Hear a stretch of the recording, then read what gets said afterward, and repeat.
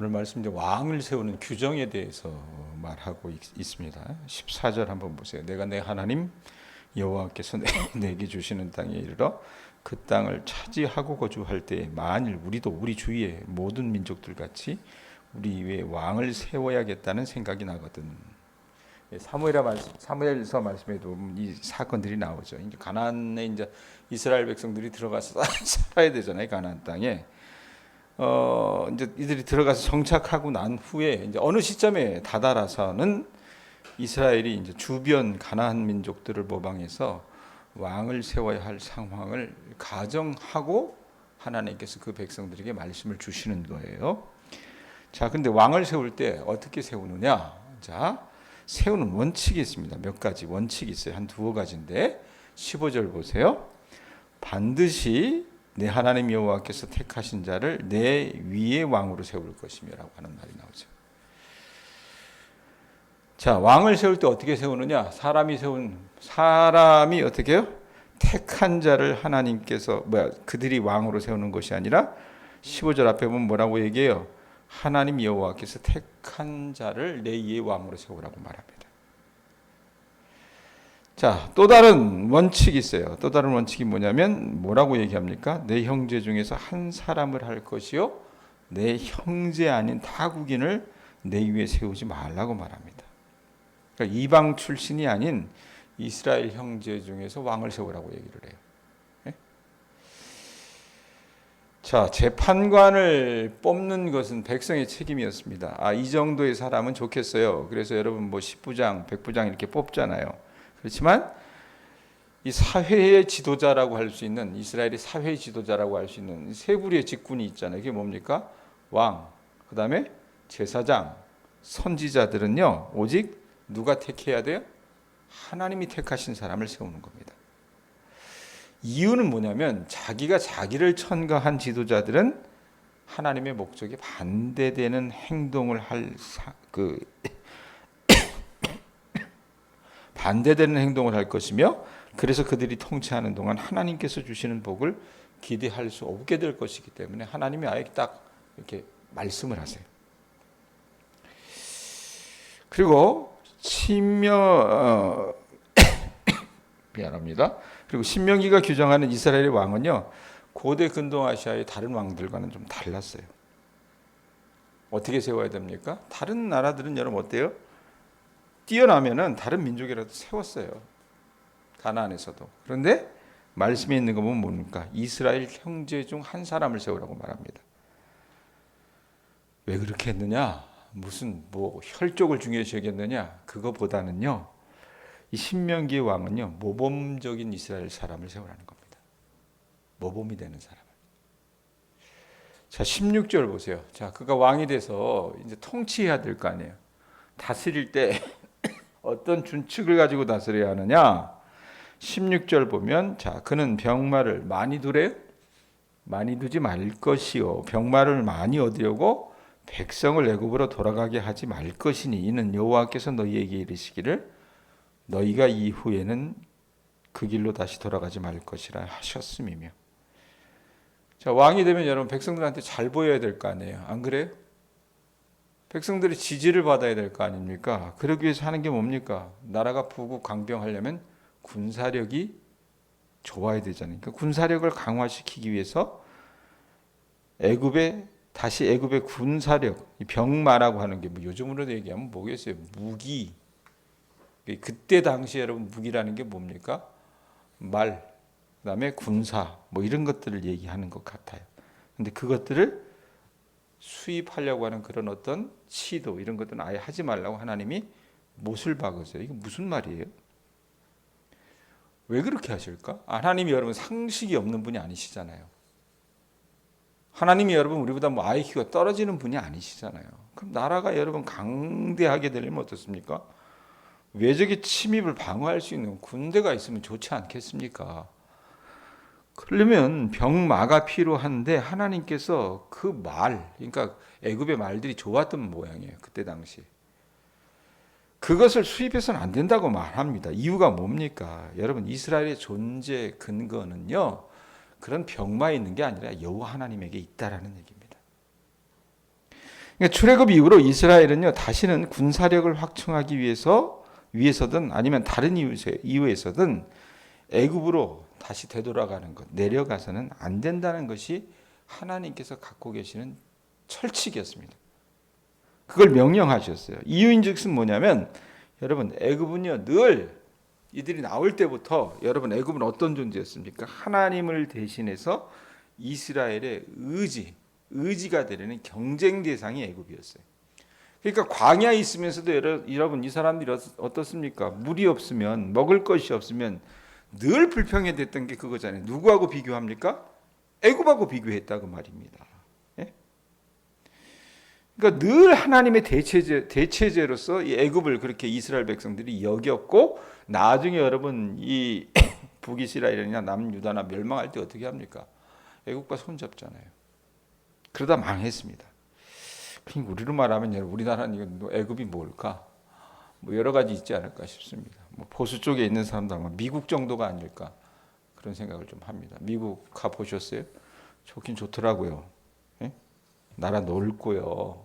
뭐든지 크고 뭐든지 맛있고 다 좋아요. 그런데 그런 것조차도 하나님은 우리의 존재 이유가 여러분 어디에 있어요? 그런 강대국에 있다라고 말하는 게 아닙니다. 우리의 존재 이유는 어디에 있어요? 백정인 권사님? 여호와 하나님에게 있습니다. 그거 아셔야 돼요. 자, 그래놓고 또 어떻게 합니까? 나라 강대하게 하려면 어떻게 합니까? 17절 보세요. 그에게 아내를 많이 두어 그의 마음이 미혹되게 하지 말 것이며 자기를 위하여 은금을 많이 쌓지 말 것이니라. 그러니까 가나안에 근동 아시아에 이 지배했던 왕들이 다 이런 식으로 했던 겁니다. 애굽에 가서 병마를 돈 주고 사왔고요. 그 다음에 여러분 나라를 부고 강병하게 하려면 어떻게 합니까? 싸움이 나야 되지 않잖아요. 그런데 그래서 어떻게 합니까? 이른바 통혼 정책을 한 거예요. 여러분 지금 뭐 그 사극 보세요? 고려 거란 전쟁이라고? 지금 뭐 보지도 않는데 그 고려를 누가 세웠습니까? 왕건이라고 하는 사람이 세웠잖아요. 왕건이 여러분 왕이 돼서 어떻게 합니까? 지방의 호족들하고 결혼을 하거든요. 왜냐하면 그때 당시에는 왕의 권한이 그렇게 강하지 않았어요. 지방을 다 통솔할 정도로 이렇게 힘이 세지 않았습니다. 그러니까 지방에 이 맹주들이 이 힘을 갖고 있는 사람들이 있었다고 말입니다. 그들을 여러분 통치하려면 어떻게 해야 돼요? 그들의 딸들을 데려와서 어떻게 같이 결혼하고 이러면서 어떻게 보면 볼모죠. 그런 방식을 취했다 그 말입니다. 그러니까 근동아시아에서도 이런 일들이 비일비재했던 것 같습니다. 그리고 나라가 잘 되려면 어떻게 합니까? 돈이 많아야 되잖아요. 그러니까 은금을 갖다 막 쌓아둔 거라 그 말입니다. 근데 하나님이요? 그거 하지 말래요. 이 아내를 많이 둠으로써 일편단심 이 여호와 하나님의 그 신앙에서 이탈하지 않도록 하고 많은 은금을 쌓지 말 것을 하나님께서 아예 그냥 딱 말씀을 하세요. 말씀드렸듯이 고대 세계에서 여러분 왕과의 결혼은 결국 외국과의 동맹입니다. 그리고 지방 호족 세력과의 결탁 이런 것들을 여러분 꿈꾸는 정략 결혼들이 대부분이었는데 여호와 하나님은 뭐예요? 그런 인간적인 잔꾀를 여러분 쓰지 말라고 말합니다. 이스라엘에게 대해서는. 이유는 뭐냐면 외국 출신의 아내들이 왕의 마음을 하나님에게서 도둑질해 가기 때문에 그러합니다. 대표적인 예가 뭡니까? 솔로몬이죠. 솔로몬이 여러분 어떻게 해요? 애굽의 바로의 딸과 결혼하지 않습니까?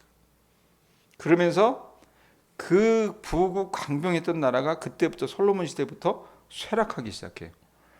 자, 이게 남유다만 그랬던 게 아니에요. 북이스라엘에도 보면 비슷한 왕이 하나 있었어요. 누굽니까? 아합이라고 하는 아주 악한 왕이잖아요. 이 아합이 여러분 어느 때부터 소위 말하면 이 낭떠러지로 떨어지게 됩니까? 시돈의 딸이었던 이세벨이라고 하는 시돈 왕의 딸이었던 이세벨이라고 하는 공주와 결혼하면서 나라를 파국으로 그냥 만들어버린다 그 말입니다. 실제로 여러분 이 이스라엘의 왕정은요 신명기 말씀처럼 견제와 균형 속에서 작용해야 하는 제한적인 권력입니다. 사실 신명기 말씀이 얘기하는 이 왕정이라고 하는 건요. 그런데도 불구하고 어떻게 해요? 이스라엘 이 족속들은 담잖아요. 옆에 보니까 저 나라가 이렇다는데 그래서 어떻게 해요? 그거 꿈꾸고 그거 모방하다가 결국 망했습니다. 자, 17절 뒷부분에 보면 뭐라고 얘기합니까? 자기를 위하여 은금을 많이 쌓지 말지니라, 이 표현이 있어요. 예? 이거 군사력을 강화하고 많은 아내를 거느려서 사치스러운 생활을 하게 만들기 때문에 어떻게 해요? 그거 그렇게 하지 말라고 말합니다. 그렇게 보면 이제 왕이 돼서 왕이 어떤 것을 꿈꿔야 되는가, 뭘 하지 말아야 되는가 말씀하시잖아요. 일반적인 가나안의 왕들이나 여러분 요즘 시대의 왕들이나 뭐 대통령도 왕이지 않습니까? 사실은 이들이 꿈꿨던 병마라든지 많은 안에 은금을 쌓는 것은요, 죄송스럽지만 자고 이래로 인류가 역사를 기록한 이래 여러분, 많이 역사 기록하기 이전부터 왕조가 멸망하는 3종 세트 중에 하나였습니다. 과도하게 군사력을 여러분 증강하고, 그 다음에 나라를 부국강병하게 한다고 뭐 외국과 통혼하고, 뭐 그 다음에 은금을 쌓는 것, 이런 것들, 그것 추구하다 보면 나중에 어떻게 합니까? 힘없고 헐벗은 이 백성들을 쥐어짤 수밖에 없는 겁니다. 이 체제의 기반이어야 되는 이 자유농민에게 과도한 세금을 부과하게 될 게 분명해요. 우상을 섬기느라고 어떻게 합니까? 재정 낭비한다, 그 말입니다. 우리는요, 민비, 명성황후라고 하는 그 여자를 되게 이렇게 추앙하잖아요. 사실은 아주 못돼 먹은 여자입니다. 미안한 얘기지만 제가 역사 전공에서도 여러분들보다는 좀 더 알아요. 민비가 소위 말하면 이 러시아가 마지막에 망할 때 그 왕이나 그 왕비가 했던 것처럼 비슷한 짓을 해요. 민비가 여러분 그때 당시 국고, 그러니까 우리나라 1년 그 조선왕조 1년 수입의 3분의 1을 그 무당에게 가져다 바칩니다. 그래서 결국 조선이 망할 수밖에 없었던 겁니다, 사실은. 그러니까 이게 여러분 성경 역사가 그냥 성경 역사 따로 있고 세속사 따로 있고 이런 게 아니라는 거예요. 하나님의 통찰력을 여러분 우리가 보면서 좀 배울 필요가 있습니다. 신명기 말씀 이렇게 쭉 뒤에 이렇게 읽어보면 우리가 이게 뭐 나하고 무슨 상관이야? 아주 먼 옛날 얘기고, 아니 하나님 우리 사정을 잘 모르시는 것 같아. 어떻게 말씀만 가지고 살 수 있어? 이런 얘기하지만 여러분 이 말씀의 원리를 잘 따라가다 보면 여러분 이 말씀대로 살면 여러분 우리가 복 받는 길이라고 하는 것을 우리가 알 수 있다는 얘기입니다. 그건 세속사에도 그대로 적용할 수 있어요. 18절 19절 보세요. 그가 왕위에 오르거든 이 율법서의 등사본을 레위 사람 제사장 앞에서 책에 기록하여, 그래놓고 어떻게 하라고 얘기해요? 19절 읽습니다. 시작. 평생에 자기 옆에 두고 읽어 그의 하나님 여호와 경외하기를 배우며 이 율법의 모든 말과 이 규례를 지켜 행할 것이라 라고 얘기합니다. 자, 왕이 되면 여러분 우리나라 왕이 어때요? 우리나라 지금 역사 이래로 조선왕조 이래로 여러분 지금 대통령은요, 내가 봤을 땐 그 연산군급입니다. 예? 이렇게 무능하고 부패한 왕이 없어요, 사실은. 예? 자, 그런데 여러분 우리가 생각을 해요. 그 사람 왜 뽑았어요? 서울대 나왔다고 뽑았습니까? 아버지가 연대 교수였다라고 뽑았어요? 나름 자기가 검사할 때 자기는 사람에 충성하지 않고 뭐 충성하지 않는다는 그런 어떤 결기를 보고 여러분들이 뽑았습니까? 우리나라는 여러분 왕이 되면 여러분 어떻습니까? 대부분의 여러분 이 대통령도 그렇고 왕도 그렇고 배우려고 하지 않아요. 예? 자기가 아는 게 다라고 생각합니다. 목사들도 그런 경우가 많습니다, 여러분. 우리 교회 안에도 여러분 그런 게 있어요. 목사가 뭘 배우러 간다, 목사가 뭘 좀 배워야 되겠다 그러면 교회 돈 빼간다고 생각해요. 난 여러분들한테 그런 뭐 구질구질한 소리 안 할 거예요. 근데 그건 아셔야 돼요. 목회자가 여러분 이 하나님의 말씀을 어떻게 가르쳐야 할지 늘 배울 수 있게끔 여러분들이 거기에 집중할 수 있게끔 도와주셔야 돼요. 교인들은요, 목사의 수준 이상을 뛰어넘지 못합니다. 왜 생각을 해보세요. 이단 그 교주들 따라다니는 교수들 있잖아요. 멀쩡한 대학 교수들이 여러분 이단 교주들을 따라가요.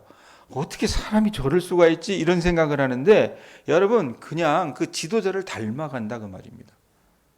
그러니까 교인들이 클 수 있는 방법은 뭐예요? 그들의 지도자가 클 수 있게끔 해줘야 된다는 얘기입니다. 그래서 여러분들한테 뭘 더 해달라 이 얘기 아니에요. 착각하지 마세요. 예? 그 생각을 바꿔먹으라는 얘기입니다. 생각을. 자, 그런데 말씀에 보면 뭐라고 얘기해요? 우리가 아까 읽었지만 평생에 하나님의 이 모세 율법 등사본데 그 율법을 자기 옆에 두고 읽어서 그 하나님 여호와 경외하기를 뭐하래요? 배우며 그 다음에 이 율법의 모든 말과 규례를 지켜 행할 것이라 라고 얘기합니다. 왕이라 해도 어떻게 해요? 왕이니까 다 알고 왕이니까 자기 마음대로 다 할 수 있는 게 아니라는 겁니다. 그가 왕이 되어서도 어떻게 이 모세의 율법 이걸 토라라 그러잖아요. 이 토라를 공부하는 학생이 돼야 된다고 얘기합니다. 토라 공부에 힘쓰는. 그러니까 평생에 자기 옆에 모세가 남겨준 그 토라를 두고 가장 모범적인 학생이 누가 돼야 되는 겁니까? 왕이 돼야 된다는 얘기예요. 그 말씀대로 살아나가는 모범이 누가 돼요? 왕이 돼야 된다는 얘기입니다. 그리고 그 하나님 여호와를 경외하기를 배우며 율법의 모든 말씀과 규례를 지켜 행하는 것이 왕의 책무였습니다. 우리나라 윤석열 대통령이 만약에 이렇게 한다면 여러분 나라가 이 꼴은 안 될 거예요. 내가 봤을 때는. 자, 말씀 정리합니다. 여러분 왕에 관한 신명기의 어떤 그 제한 조치가 있잖아요. 왕이 되면 그 사람 왕 되면 하고 싶은 대로 다 하게 내버려도 이게 아니었어요. 하나님 뭘 하지 말라고 분명히 말씀하셨습니다. 그리고 뭘 하라고 명령하셨습니다. 이건 뭘까? 오직 여호와 하나님에게만 온전한 일편단심의 어떤 충성을 바치도록 명령하시는 이 신명기의 다른 말씀과도 어떻게 부합한다 그 말입니다. 군마를 구입하기 위해서 애굽으로 내려가는 일은요 출애굽의 구원을 무효화시키는 배교 행위였어요. 또 보다 본질적으로 재물과 이 군마들이 왕으로 하여금 어떻습니까? 자기가 부릴 수 있는 사람들이 많고 권력이 많고 여러분 무기가 많아요. 그러면 어떻게 돼요? 오만에 빠지도록 자극을 하고 여호와 하나님을 전적으로 신뢰하지 못하게 해서 전국에는 하나님을 잊어버리고 배교하는 것으로 몰아가게 된다 그 말입니다. 또 이방 출신 어떤 부인들이 왕의 마음을 돌이켜서 여호와 하나님을 좋지 못하게 할 위험에 대한 경고는요. 결국 여러분 솔로몬과 아합의 예로 증명이 돼요. 실제로. 그러므로 이스라엘의 여러분 왕이 되어서 제일 되는 사명은 뭐냐면 나라를 부강하게 하는 것, 군사력을 증강하게 하는 것, 경제적으로 아주 그냥 잘 살고 윤택하게 하는 것, 외교적으로 다자 외교를 펼쳐서 세계의 이스라엘의 국위를 선양하는 것이 아니라 그거보다도 먼저 어떻게 합니까? 하나님의 말씀, 이 십계명. 나 외에는 다른 신을 내게 두지 말지니라. 그 하나님을 먼저 어떻게 해요? 경외하고 섬기는 그 일계명, 으뜸계명이라고 그러잖아요. 그걸 붙잡는 것이었습니다. 또 하나 여러분 인상적인 사실을 발견할 수 있는 게 뭐냐면 율법에 따르면요. 왕은 이스라엘 사람 각각에게 부과되는 의무에 동시에 어떻게 해요? 매여 있다는 겁니다. 왕의 본질적인 책임으로 신명기가 강조하는 게 뭐였습니까? 하나님의 말씀을 공부하라는 거였습니다. 그리고 그 말씀대로 살아가라는 거였습니다. 그런데 이건 여러분 왕에게만 부과된 게 아니었잖아요. 백권사님에게도 부과돼요. 이스라엘 백성들 필부에게도 부과된 책임 아니었습니까? 그런데 하나님이 어떻게 해요? 이 사람 왕이 됐으면 바쁠 거 아닙니까? 해야 될 일도 많은데 그 책임을 먼저 왕에게 또 하나님께서 부과하신다고 말입니다. 그건 뭐예요? 왕이라도 예외가 될 수 없다는 말입니다. 이게 뭘 의미할까? 신명기에 여러분 오늘 말씀에 이 왕에 대한 규정이 나오잖아요. 이 규정은 고대 근동아시아나 요즘 시대의 왕과 같은 의미가 아니라 왕은요 어떤 사람이라는 얘기입니까? 평범한 이스라엘 사람들의 본보기가 되라는 얘기입니다. 예? 20절 보세요. 20절 말씀 있습니다. 시작. 그리하면 그의 마음이 그의 형제 위에 교만하지 아니하고 이 명령에서 떠나 좌로나 우로나 치우치지 아니하리니 이스라엘 중에서 그의 자손이 왕이 있는 날이 장구하리라. 자, 평범한 이스라엘 백성들의 뭐가 된다 그랬어요? 본보기가 된다 그랬잖아요. 그러면 어떻습니까? 그의 마음이 그의 형제 위에 교만하지 아니하고 라고 하는 이 경고는요. 신명기 8장 14절에 있는 보통의 이스라엘 사람들에게 들려진 그런 경고와 같습니다. 똑같다고 말이에요. 은금을 증식시키지 말라는 여러분 그렇게 금지 명령은 이스라엘이 그 은금을 증식시켜서 마침내 그들에게 재물을 가져다 주신 분이 뭐예요? 하나님이잖아요. 자기 능력이 아니라 그 야훼 하나님이라는 것을 잊어버릴지도 모르는 그 위험성을 경고한 신명기 8장 13절에서 17절의 말씀을 기억하게 만든다고 말입니다. 그렇기 때문에 여러분 이 말씀은요, 왕뿐만 아니라 그 땅의 이스라엘 개개인 그리고 다른 직분자들에게 하시는 경고의 말씀과도 같은 맥을 같이 한다고 말입니다. 그러면 신명기가 말하는 왕의 규정은 무엇인가? 백성들을 다스리는 지도자로서의 왕의 근본적인 과업은요, 왕조와 왕국의 안녕을 위해서 그가 무엇보다 힘써야 될 게 뭐예요? 힘써야 될 건 여호와 하나님에 대한 복종을 삶의 모범으로 백성들 앞에서 보여주는 겁니다. 그러니까 왕이나 백성이나 목표가 같았던 거예요. 여호와 하나님을 경외하기를 배우는 거라 그 말입니다. 패트릭 밀러라고 하는 이 신학자가 신명기 이 말씀을 주의하다가 이런 얘기를 했어요. 이 오늘 우리가 읽었던 신명기 17장 14절부터 20절 말씀을 그가 주의하면서 야, 그러면 신명기의 이 왕의 규정을 삶에서 온전히 구현한 인물이 누구냐? 자기가 봤을 땐 예수 그리스도라고 그가 그렇게 얘기합니다. 여러분 예수님은요, 왕적인 어떤 지배를 실현시키기 위해서 군사력을 증강하셨어요? 뭐 군마를 사들이셨습니까? 상비군을 들이셨어요? 거대한 궁궐을 뭐 지으셨습니까? 그런 거 하지 않으셨잖아요. 주님은 온전히 어떻게 하셨습니까? 하나님께만, 자기 아버지 하나님께만 일편단심 충성을 다하셨고 당신의 생애를 여호와 하나님의 율법에서 떠나지 않고 좌우로 치우치지 않고 살아가신 통치자와 신앙인의 모범이셨다 그 말입니다. 자꾸 여러분 정권 비판해서 미안해요. 저하고 정치색을 달리하는 분들이 불쾌할 수도 있습니다. 근데 원래 그런 어떤 정치에 관한 얘기 강단에서 해야 되는가 말아야 되는가, 그렇다고 여러분 제가 무슨 저 보수에 있는 목사들처럼 막 태극기 부대 막 선동하고 그런 사람은 아니잖아요. 근데 얘기할 수밖에 없는 게 우리나라 언론들이 지금 언론 구실을 못해요. 말씀 정리하면서 이 얘기 좀 해드리려고 합니다. 우리나라는 지금 여러분 조선왕조 500년 역사 그리고 해방 이후 한 80여 년의 질곡의 역사 속에서 가장 무능하고 부패한 정치 권력을 맛보고 있습니다.